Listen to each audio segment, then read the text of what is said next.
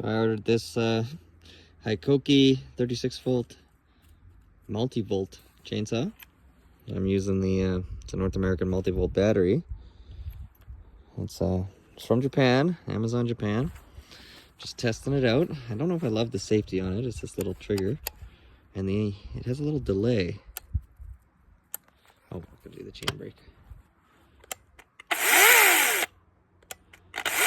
You can see. But then when it actually cuts, like, I can push as hard as I want.